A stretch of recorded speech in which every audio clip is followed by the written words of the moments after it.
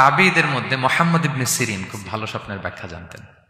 এক লোক এসে মুহাম্মদ ইবনে সিরিনকে বলল যে আমি দেখলাম আমার ছেলে পানি খেতে খেতে পেটটা এত বড় হয়ে গেছে। এই একই স্বপ্ন আরেকটা লোকও দেখলো, দেখে এক মূর্খের কাছে জিজ্ঞেস করলো। সে বলল, সর্বনাশ, এত বড় পেট হয়ে গেছে, তোমার ছেলে তো মারা যাবে। ঠিকই কদিন পরে ছেলেটা মারা গেল। আর একই স্বপ্ন দেখে এই লোক মুহাম্মদ ইবনে সিরিনকে জিজ্ঞেস করেছিল, উনি বলেছেন যে তোমার ছেলে তো অনেক বড় আলেম হবে। ঠিক তাই হয়েছে, ওই ছেলে অনেক বড় আলেম হয়েছে। তো ফাইন্নার রুইয়া তাকাউ আলা মা তুআব্বার, স্বপ্নের ব্যাখ্যা তেমন হয় যেমন এটার ব্যাখ্যা করা হয়।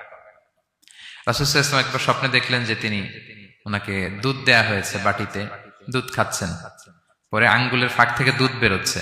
এই সামান্য একটু দুধ রাসূল সাল্লাল্লাহু আলাইহি ওয়াসাল্লাম উমরে ফারুককে দিলেন। সাহাবারা বললেন, মাযা আউয়ালতা বিহি ইয়া রাসূলুল্লাহ, এটা তাওয়িল কি? তখন বললেন, আউয়ালতু বিহি আল ইলম, এটা দিয়ে আমি জ্ঞান বুঝিয়েছি, মানে উমরে ফারুকের আল্লাহ তাআলা অনেক জ্ঞান দিবে। স্বপ্নে কেউ দুধ খাচ্ছেন, এটা আপনার জ্ঞানের প্রতীক। রাসূল সাল্লাল্লাহু আলাইহি ওয়াসাল্লাম স্বপ্নে দেখলেন লোকজন দাঁড়ানো, কারো গায়ের জামা এতটুকু, কারো এতটুকু, কারো হাঁটু পর্যন্ত, আর উমরে ফারুক জামা একেবারে টেনে হিচড়ে যাচ্ছে।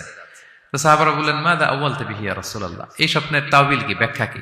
রাসূল সাল্লাল্লাহু আলাইহি ওয়াসাল্লাম বললেন, আউয়ালতু বিহি আদ-দীন আত-তাকওয়া, এটা দ্বারা আমি দিনদারি বুঝিয়েছি, মানে উমরে ফারুকের দিনদারি অনেক বেশি।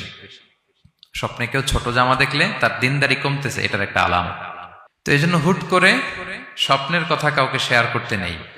রাসূল সাল্লাল্লাহু আলাইহি ওয়াসাল্লাম ফজরের সালাতের পরে মসজিদে নববীতে সালাম ফিরিয়ে সাহাবাদের দিকে মুখ ফিরিয়ে বসতেন, তাসবিহ পড়তেন, এরপর জিজ্ঞেস করতেন, হাল রাআ আহাদুম মিনকুম আল বারিহাতা রুইয়া, গত রাতে কেউ কোনো স্বপ্ন টপ্ন দেখেছে নাকি?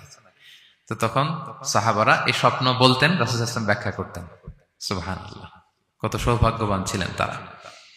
তাহলে স্বপ্ন বলা যাবে নাকি কাউকে? না। খুবই শুভাকাঙ্ক্ষী, আপনার একেবারে ক্লোজ ফ্রেন্ড, তাকে বলতে পারেন। আর অনেক বড় আলেম যিনি ভালো ব্যাখ্যা করতে পারবেন, আপনাকে গাইড করতে পারবেন, তাকে বলবেন। এছাড়া বলা যাবে না। আর খারাপ স্বপ্ন তো বলাই যাবে, আল্লাহ তাআলার কাছে পানা চাইতে হবে। তাহলে ঘুমিয়ে ঘুমিয়ে যেটা দেখি এটা কারোর কাছে বলা যাবে না। আর যেটা পাওয়ার আকাঙ্ক্ষা মানুষকে ঘুমাতে দেয় না, ওইটাও একটা স্বপ্ন। বলে না যে আমার জীবনের স্বপ্ন আমি এটা করবো, এটাও স্বপ্ন। এই ভিশনও শেয়ার করা যাবে না কারোর সাথে। আপনারা তো ব্যবসায়ী মানুষ, টিপস শিখাই দেয় কিছু। বিশাল বড় একটা কিছু প্রজেক্ট নিছেন, শুরু করার আগে আপনি বলে ফেলছেন, শেষ, আর এটা হবে না। দেখবেন যে এখান থেকে কনস্পিরেসি, ওইখান থেকে শত্রুতা, ওইদিকে এটা করছে ওইটা করছে, আপনি আর আগাতেই পারবেন না। দুঃখজনক হলেও সত্য, আমরা বাংলাদেশিরা তো এগুলোতে অভ্যস্ত।